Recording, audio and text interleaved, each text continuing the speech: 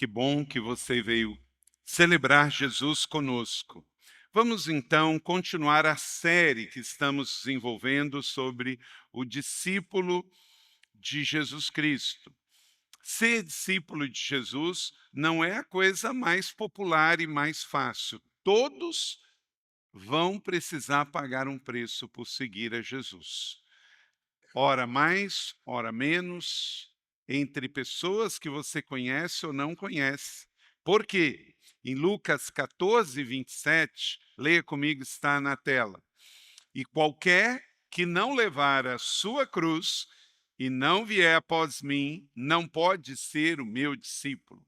O que Jesus está falando com esse texto, queridos irmãos e irmãs, igreja? Ele levou a cruz para a salvação. Então, nós não precisamos carregar um madeiro, literalmente, nem morrer na cruz, porque Jesus fez isso por nós vicariamente. Mas o que ele está dizendo?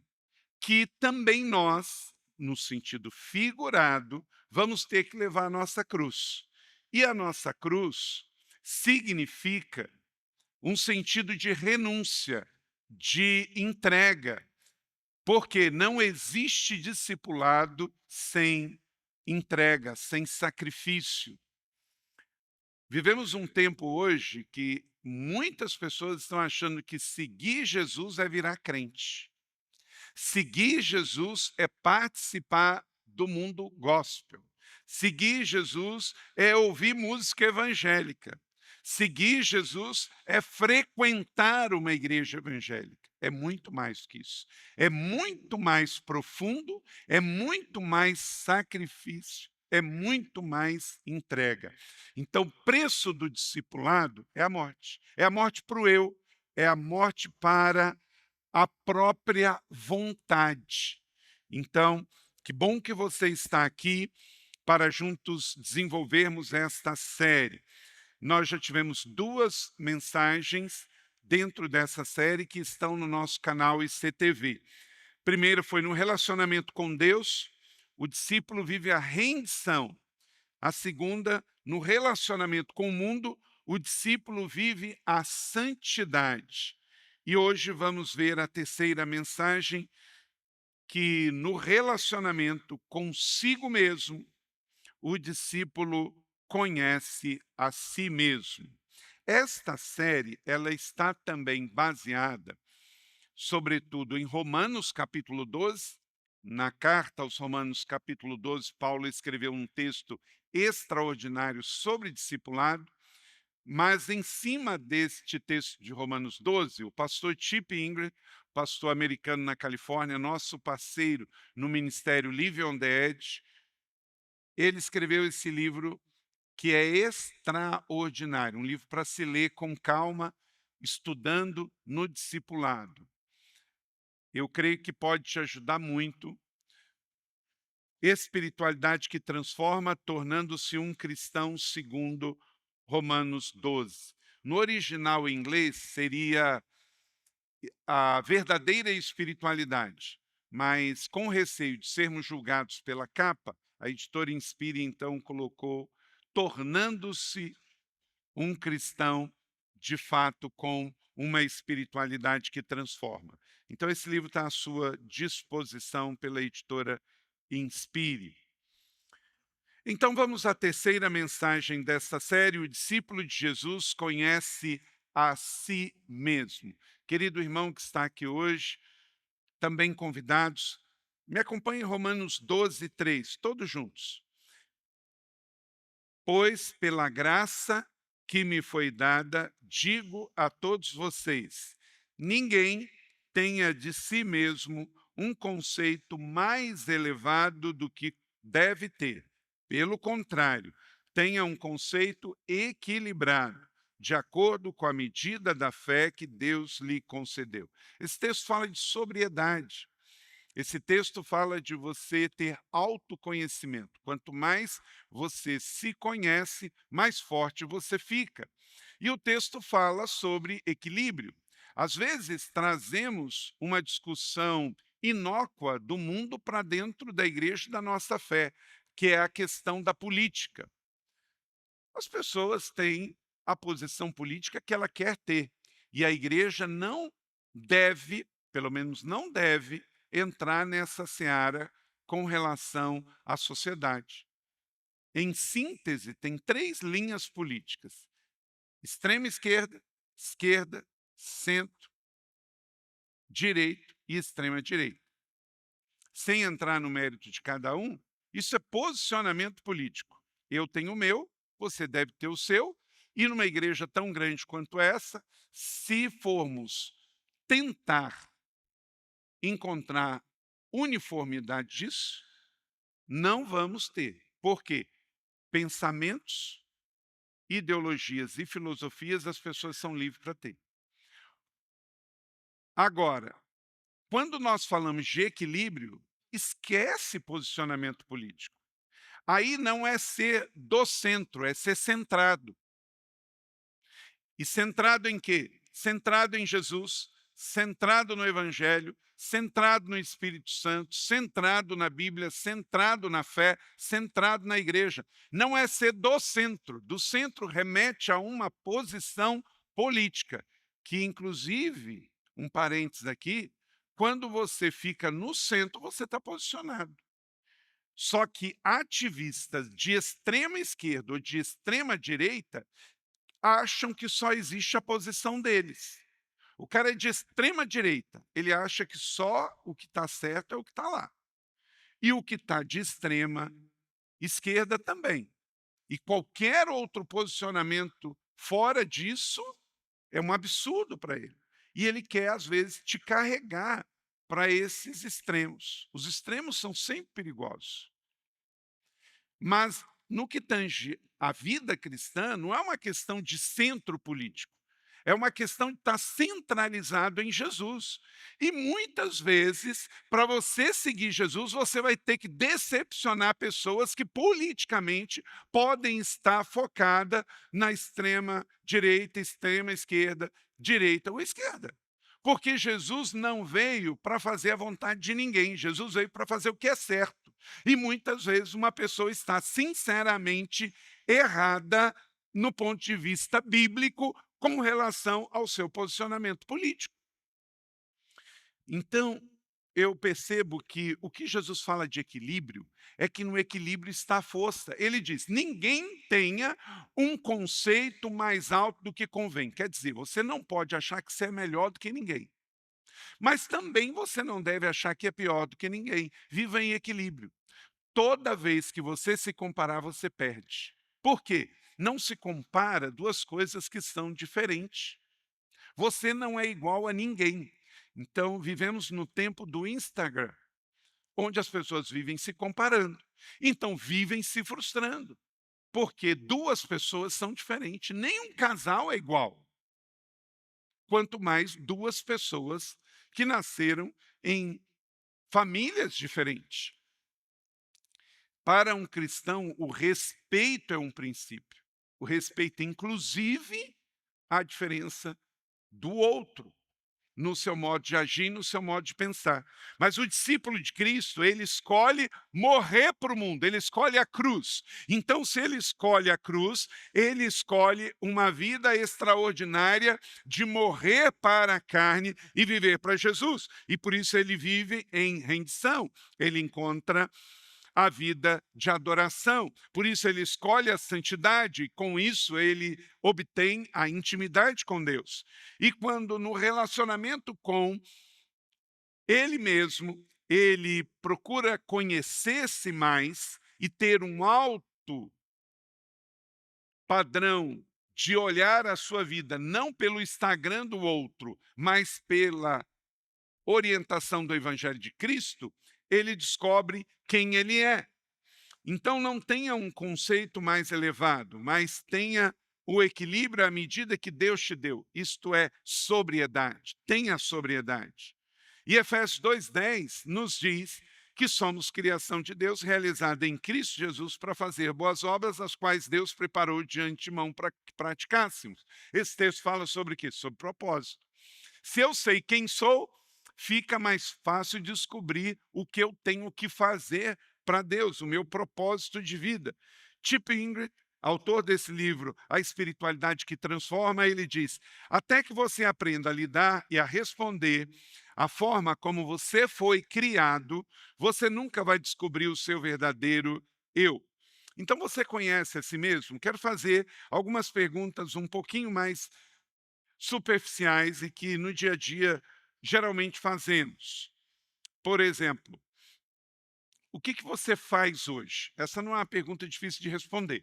Todo mundo aqui tem uma profissão, uma ocupação. O que você faz? Onde você nasceu? Também é uma pergunta muito fácil.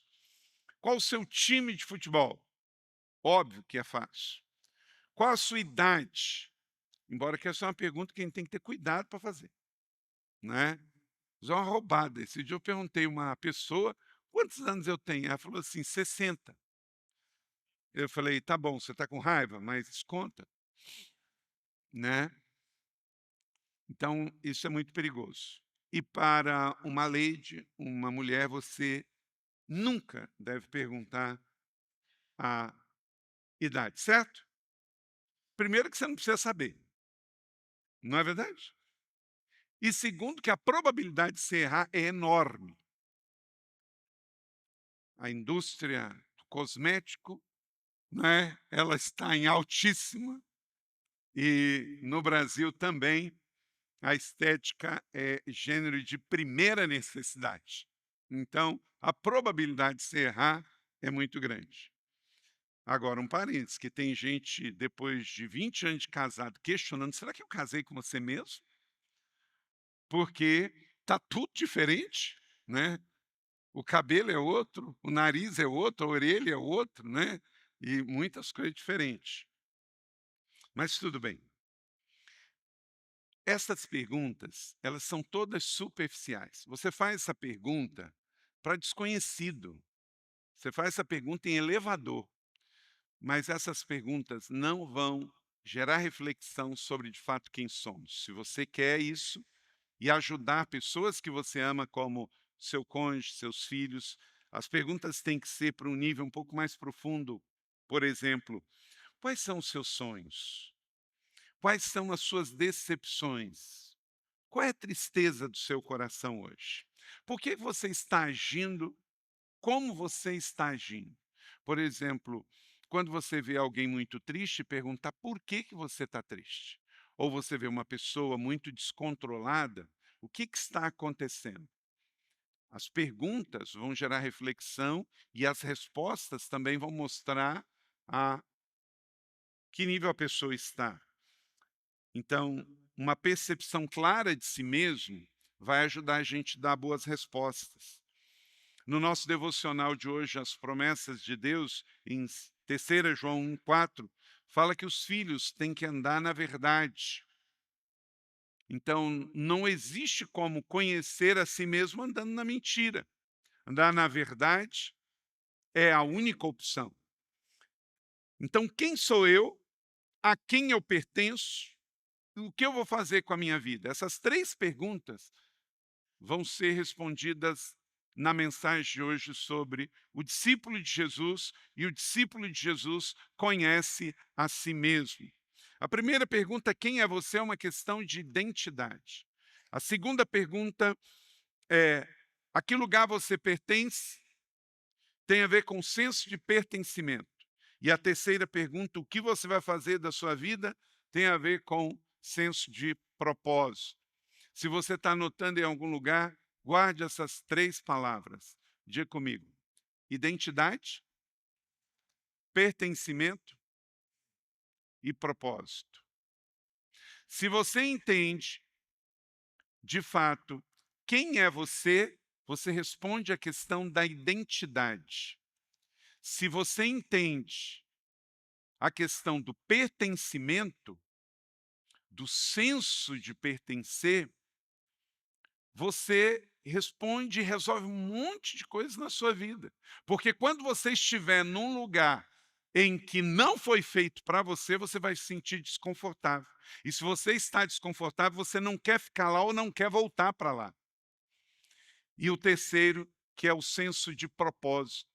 Quando você faz aquilo que você foi chamado para fazer, você se encaixa, você está em paz, você está pleno na sua vida.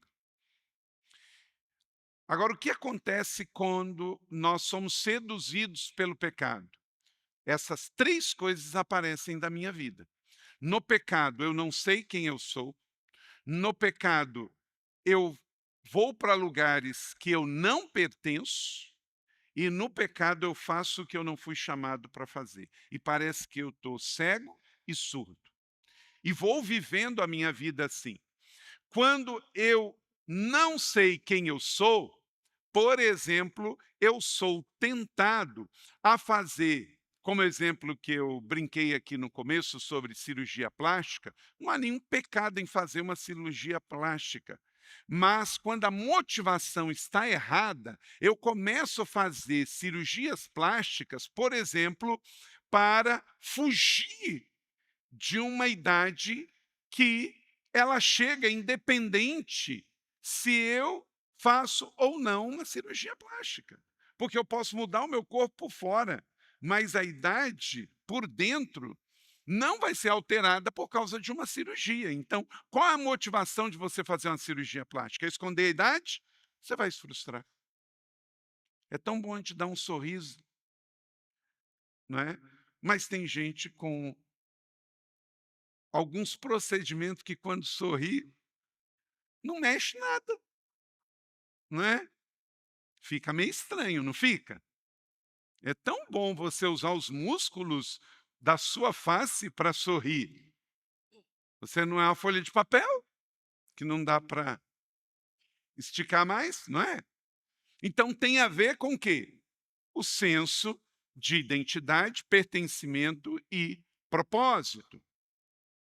A maturidade espiritual passa pelo fato de você entender quem você é, entender a que grupo você pertence e qual o propósito da sua vida. Precisamos entender quem nós somos em Cristo Jesus e praticar essa realidade a partir de nós e para as pessoas que amamos. A questão maior não é como você se vê, mas como Deus te vê.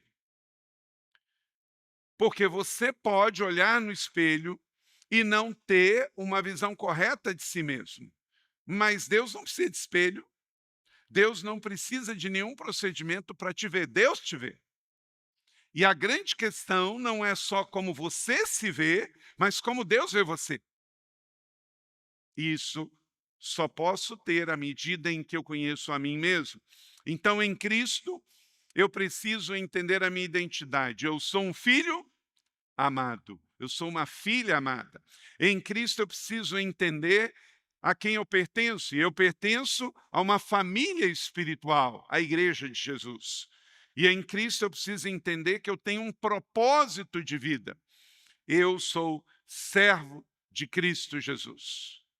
Amém? Então, atenção, não é uma questão de sugestão, é uma questão de mandamento. Tenha um conceito de se equilibrar. E da mesma maneira que você tem que equilibrar a sua vida com relação ao tempo, por exemplo, se você olha demais o futuro, você fica ansioso. Se você olha demais o passado, você fica o quê? Depressivo. Qual que é o melhor lugar para estar? Nenhum dos dois. Nem futuro demais, que gera ansiedade, e nem passado demais, que gera depressão. Você tem que estar no presente, ser equilibrado, olhando para trás com gratidão e como referência, e olhando e planejando o futuro com sabedoria e discernimento. E da mesma maneira não se comparar. Se você se compara com alguém que está acima de você, você pode cair no pecado de quê? Do orgulho, da inveja. E se você se compara com alguém que está atrás de você, você pode cair no pecado de se achar menor, cair numa depressão, cair numa tristeza. Não. Tenha a boa relação em qualquer sentido da vida. Se relacione com pessoas que sabem mais que você. sem nenhum problema, e aprenda com elas. Se relacione com pessoas que sabem menos que você, ensine para elas. Se relacione com pessoas que têm menos recursos com você e seja solidário com ele. Seja e tenha relacionamento com pessoas que tenham mais recursos que você, sem problema algum, desde que você não cobice as coisas que ela tem. Tem uma relação normal. Então, a vida é um bem que Deus te deu e quando chegou em você, Deus não cometeu um erro. Seja grato. A questão da sexualidade. Nós tivemos esta semana uma semana muito rica sobre discutir esse assunto, conversar com esse assunto. O pastor Rick Collett, ele é americano. Antes de conhecer a Jesus, ele tinha um pensamento sobre sexualidade completamente diferente das Escrituras e tinha muita crise com isso, uma vida completamente disfuncional na sexualidade acerca da palavra de Deus. E ele viveu uma vida completamente desregrada e confusa na área sexual. Também o Bruno Borges, que também, antes de conhecer Jesus, teve uma vida completamente desregrada na sua sexualidade, acabou também sendo infectado por HIV, mas tudo isso não foi um fim na vida deles. Todos eles se converteram a Jesus, mudaram de vida e comportamento e hoje lideram nos Estados Unidos e que está chegando no Brasil também o ministério Living Hope. E, além de dar as palestras e ajudar pessoas com relação à sua sexualidade, eles têm escrito livros. E a editora Inspire lançou o livro do pastor Rick Borges, o livro do pastor Bruno Borges, Sexualidade Bíblica, uma volta ao Éden. Como que Deus criou homem e mulher e deu o papel e orientou sobre a sexualidade bíblica. Esse livro pode te ajudar nisso.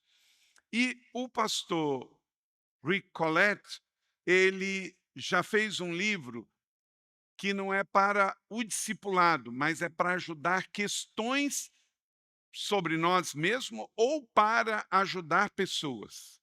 Então, o do Bruno é sobre discipulado à luz da sexualidade bíblica. O que a Bíblia fala sobre a sexualidade, sobre homem, sobre mulher e o seu relacionamento e como detectar o que está fora da vontade de Deus e do padrão de Deus. Então é um livro para você crescer na fé sobre isso, fazer as correções na sua vida e também ajudar outro. É esse Sexualidade Bíblica. Já o do pastor Rick Collett é um livro para ajudarmos pessoas que estão cheias de dúvidas e que gostariam de sentar com alguém e ter resposta. Então, o livro é Você Me Vê, pessoas que têm dúvidas, questionamentos e que precisam também de atenção, de amor e de respostas. Porque uma coisa terrível na vida de um cristão é a ignorância. Porque no momento em que ignoramos, podemos julgar ou podemos, ao invés de ajudar, prejudicar alguém. Então, por exemplo, ele coloca aqui, respondendo de forma bíblica e redentora às pessoas LGBTQIA+. Porque, às vezes, dentro do contexto da fé e da igreja, olhamos pessoas e julgamos o movimento. Mas nós temos que saber que Jesus nos manda amar e servir pessoas. E por detrás de movimentos tem pessoas. E as pessoas têm suas lutas, seus pecados, seus problemas. E como igreja, nós não temos que imitar comportamento de ninguém, mas não podemos odiar ninguém, a despeito das escolhas e decisões que elas fazem. Mas muitas vezes está faltando um olhar na igreja de misericórdia, e às vezes isso dentro de um contexto genérico fica fácil. Agora, quando chega dentro de casa, com filhos, com netos, com parentes, fica um pouco mais complicado. E você, podendo ler, com certeza vai ajudar muito e talvez ajudar pessoas da sua família, do seu relacionamento e que você ama. Na editora Inspire e na nossa livraria, esses livros estão à sua disposição. Porque é justamente sobre isso que nós estamos falando, sobre discipulado, sobre ser igual a Jesus. O mundo não vai te ensinar sobre como ser um discípulo, como cuidar da sua sexualidade. Ou é a Bíblia, a presença de Deus e irmãos maduros na fé que vão te aconselhar, ou você vai continuar achando que o mundo, perdido nos seus pecados, confuso, com muito mais dúvidas, pode ajudar você. E não vai. Não tem telenovela, não tem filme, não tem série, não tem pessoas sem Jesus que vão ajudar a resolver as questões da vida. Pelo contrário, podem aumentar. Então vamos lá. Como discípulo de Jesus, para desenvolver uma visão equilibrada de si mesmo, a primeira coisa, desenvolva um olhar real e honesto, um olhar sóbrio. Romanos 12, verso 3. Pois pela graça que me foi dada a todos vocês, ninguém tenha de si um conceito mais elevado, pelo contrário, tenha um conceito que a igreja equilibrado. Uma visão equilibrada de si mesmo, você pensa ser mais do que é, isso gera o pecado da superioridade. Você pensa ser menos do que você é, gera um sentimento de inferioridade. E tudo isso é pecado, porque você tem que ter um conceito equilibrado de si mesmo. Então, essas duas canaletas que correm o boliche da vida, ambas vão levar ao erro de acertar o pino lá na frente, não é? Você já jogou boliche? Você tem uma bola, joga aqui, e o alvo é permanecer no centro, no equilíbrio. Mas tem uma canaleta na esquerda e uma na direita.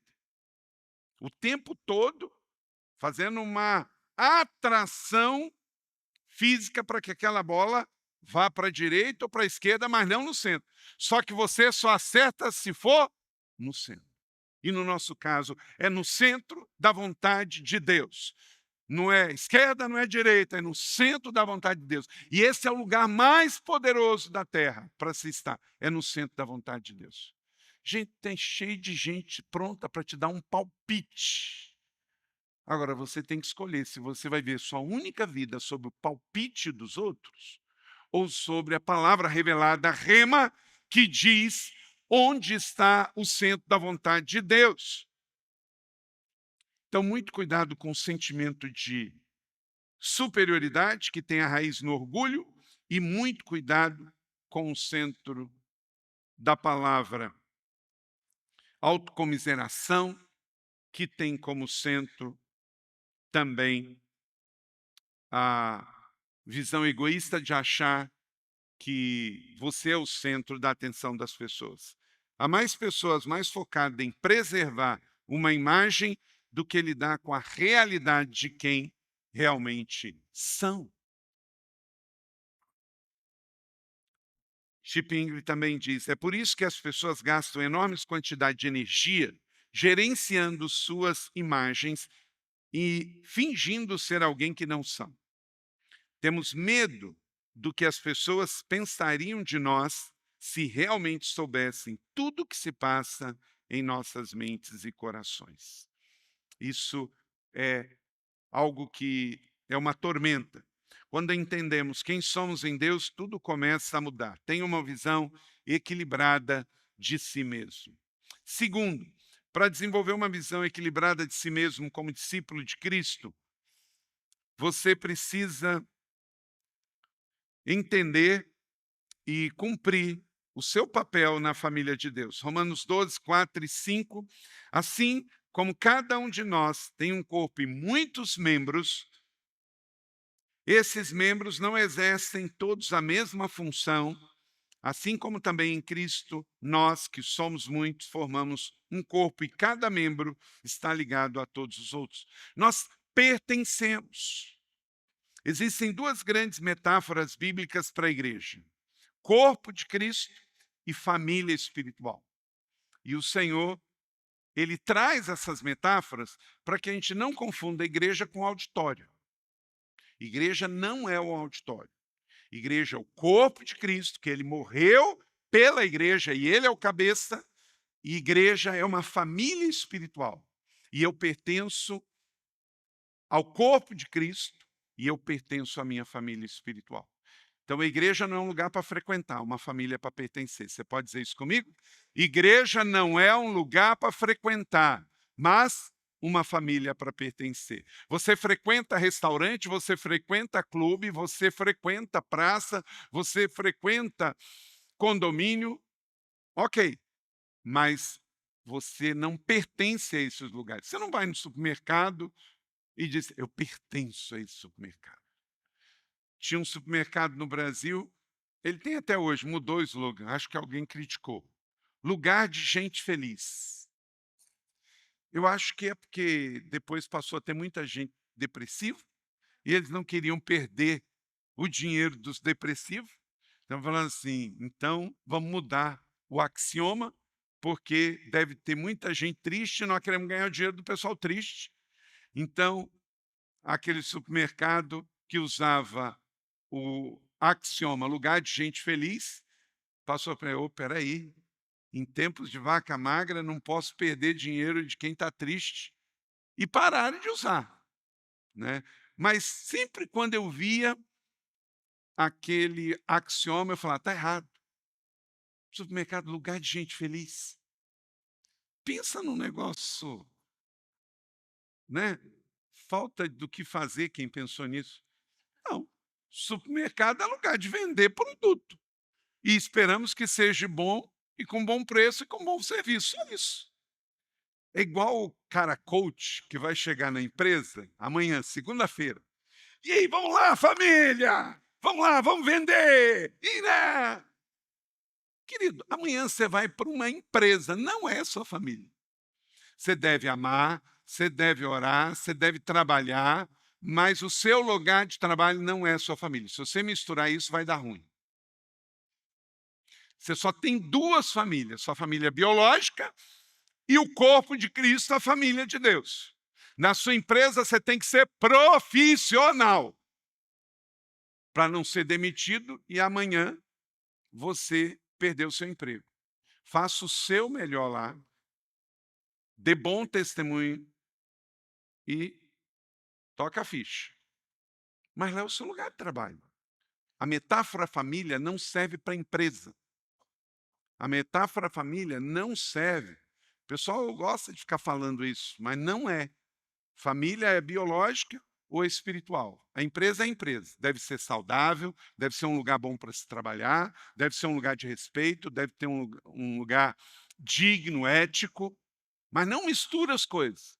Porque quando fala a palavra família, é uma palavra muito forte. Você nutre expectativas. Você dá, você recebe, você contribui, você serve voluntariamente, você não está esperando ganhar nada. É como sua família biológica e sua família espiritual. Mas numa empresa, não. Na empresa é relação custo-benefício. Você dá o seu trabalho e recebe o seu provento por isso e pronto. Entender sobre o lugar do pertencimento facilita a vida.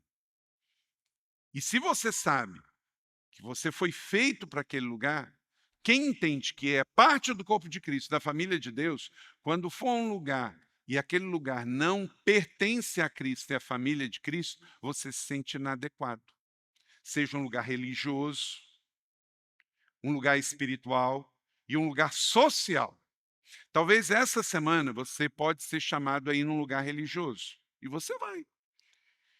Se você é de Jesus, você não vai sentir pertencimento se aquele lugar é religioso, mas não é de Jesus.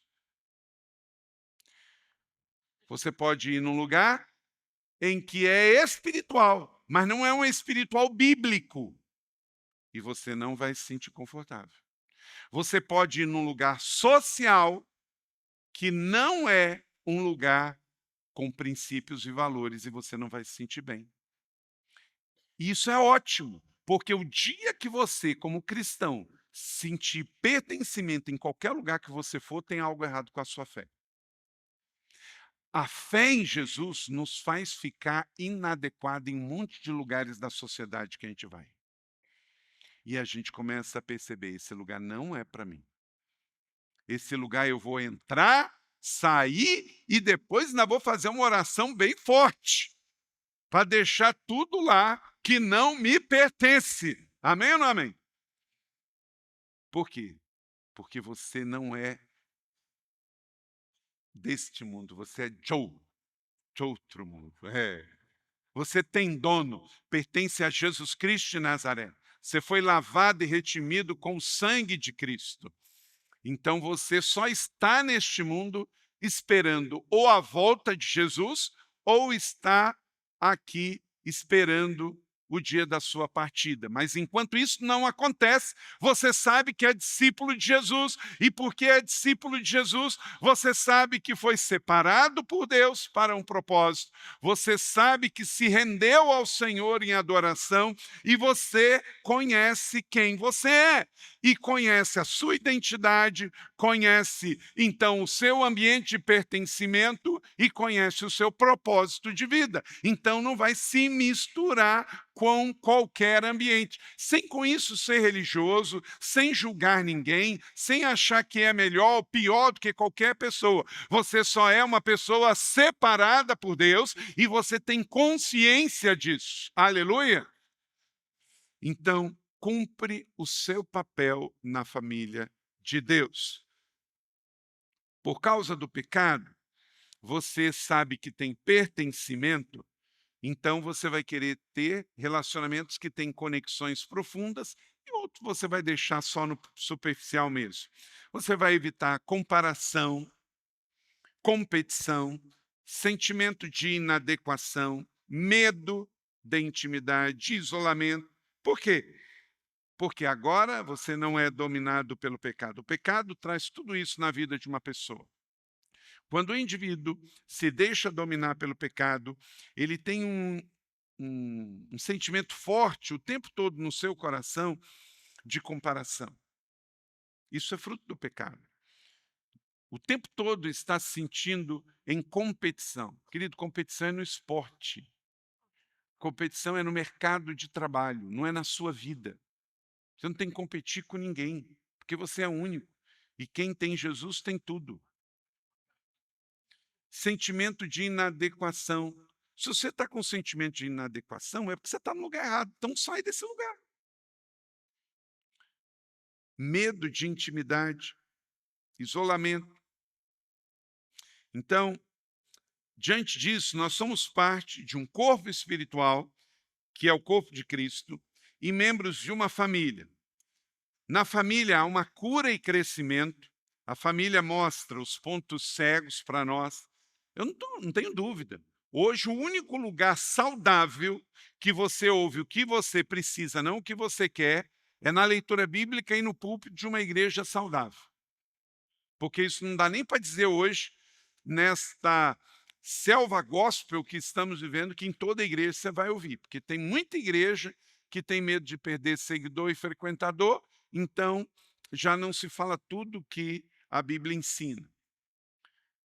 Você pensa bem, está cheio de crente, cheio, não é pouco não, que nunca vai pegar um livro desse para ler e jamais permitiria que a sua editora publicasse algo assim. Por quê? Vive numa bolha. Acha que a gente não tem que conversar com as pessoas e conhecer a realidade das pessoas. E é por isso que nós estamos aí envolvidos em hoje um Brasil evangélico que vive mais na base de polêmica, de polarização e de mau testemunho e escândalo de que real pregação do evangelho. Faz uma pesquisa, pega um calçadão de qualquer cidade brasileira e fala assim: evangélico, qual é a primeira imagem que vem na sua mente? Não deveria ser o seguidor do evangelho, o seguidor de Jesus, o pregador das boas novas? Agora pergunto, você acha que é isso que vai vir na mente das pessoas num calçadão qualquer de uma cidade do Brasil? Não, não.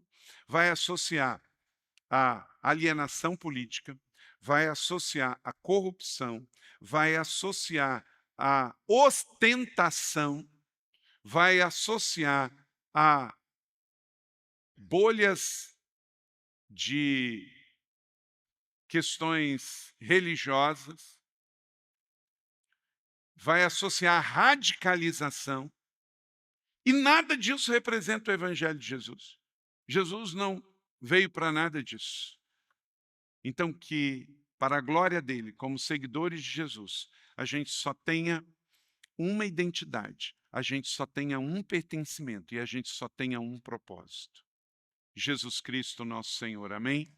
Ele é o centro de todas as coisas, o centro de todas as coisas. Que amanhã você não chegue na sua empresa e o pessoal fala assim, ih, lá chegou o radical, e lá chegou o polêmico, e lá chegou o alienado político, e lá chegou o corrupto, lá chegou o falador de palavrão. Já pensou ser associado a isso? Não. Esse número não serve para quem se identifica como seguidor de Jesus. Na família há cura, há crescimento e há propósito. E é isso que nós queremos. E se num GDC, num ministério, num curso, num ambiente, aqui na nossa igreja família, alguém me ajuda a sair do ponto cego, glória a Deus. Terceiro e último, para desenvolver uma visão equilibrada de si mesmo, descubra e exerça os seus dons espirituais. Cada um tem os seus dons. E Deus te fez com um shape, com uma forma, e lhe deu dons e habilidades. Diferentes dons segundo a graça. O dom de profetizar, dom da fé, dom de servir, dom de ensinar, dom de dar ânimo, dom de contribuir, dom de exercer liderança, que exerça com zelo, sempre com misericórdia e alegria. Diferentes pessoas, diferentes dons, diferentes chamados, mas tudo para a glória global de Deus. E é isso que nós temos que pensar. O discipulado que transforma é o que me leva a servir. Não eu mesmo. A igreja é a única instituição que existe para os não associados. Qualquer condomínio, qualquer clube na sociedade existe para quem é associado, não é? Tenta entrar em São José num condomínio que você não tem cadastro. Você entra? Por que você entrou na igreja hoje? Você não fez cadastro. Nós estamos na nossa 4ª celebração. Aqui hoje entrou o pobre e o rico. Aqui hoje entrou o que tem ficha na polícia e o que não tem. Entrou o que tem saldo positivo no banco e o que está com saldo negativo no banco. Entrou o que sabe muito de Bíblia e entrou o que não sabe nada de Bíblia. Entrou pequenos e grandes, entrou doutores e pessoas que nem formação do ensino médio concluíram. Ninguém perguntou nada, quem é nada.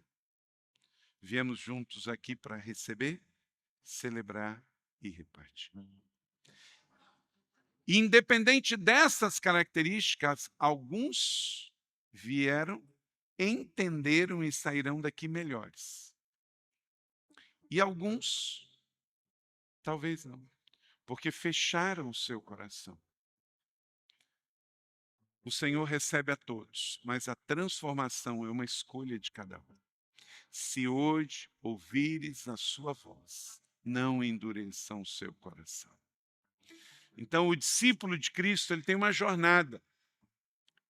Desenvolva esse olhar honesto para si mesmo. Descubra o seu papel na família para você pertencer e frutificar. E com isso, descubra e aplique os seus dons espirituais. Precisaremos descobrir e desenvolver os nossos dons espirituais para cumprir a boa obra que Deus preparou para nós antes da fundação do mundo. E o resultado, você passa a enfrentar o seu verdadeiro eu. Você dá e recebe o amor verdadeiro. Você para de fingir e começa a viver. A vida sem Jesus é cheia de máscaras, mas questão de tempo, todas as máscaras um dia caem. Que você, de fato, viva a sua vida verdadeira em Jesus. Porque como diz o Salmo de número 139, tu criaste no íntimo o meu ser e me teceste no ventre da minha mãe. Eu te louvo porque me fizeste de um modo especial e admirável. Tuas obras são maravilhosas. Disso eu tenho certeza. Você olha para dentro de você e vê com certeza que Deus fez você e você está feliz com isso? Está feliz em ser um homem, feliz em ser uma mulher, feliz em estar solteiro ou feliz em estar casado, feliz em ter 20 anos, mas também feliz em ter 40. E se chegaram os cabelos brancos, que bom que eles estão aí. Independente de qualquer coisa, eu sei que na minha vez Deus não errou. Então, busque a Deus verdadeiramente. Invista na sua família espiritual. Pertença e obedeça ao seu chamar. Não vai ser fácil, mas o destino é seguro. Você recebe essa palavra da fé? Então, que ela o guie a grandes escolhas, grandes decisões na sua vida nesta semana, na sua vida pessoal, familiar, profissional, onde você for, você saiba quem é, você tenha clara convicção a quem pertence e você tenha uma plena convicção qual é o seu propósito nesta vida.